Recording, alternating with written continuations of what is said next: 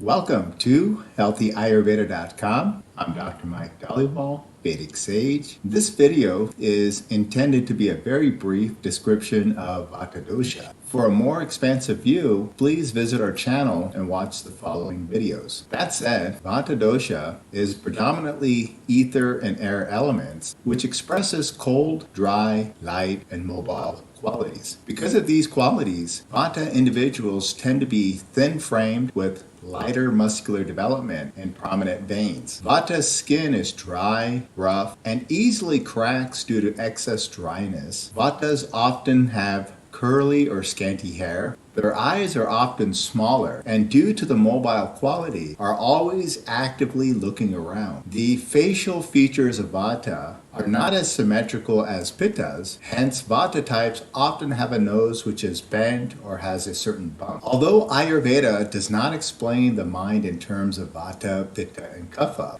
Vata is often associated with the mobile and changeable qualities of Rajas. This gives Vata types endless enthusiasm, creativity, and a quick, subtle nature to the mind when balanced. However, when imbalanced, the excess Rajas quality brings forth anxiety, nervousness, indecisiveness commonly associated with imbalanced Vata types. Due to the predominance of ether and air elements and the excess of cold, dry, light, and mobile qualities, this can be expressed as irregular digestion, increased sensitivity to cold, pain, cracking, and popping of the joints, excess weight loss or emaciation, along with anxiety and worry. The management goals of Vata are warming, which balances the excess cold quality of Vata, moistening, that balances the excess dry quality of Vata, and nourishing or weight promoting, which balances the excess light quality of Vata Dosha. Okay guys, this was just a very brief description of Vata Dosha. Hope you all enjoyed, and until next time,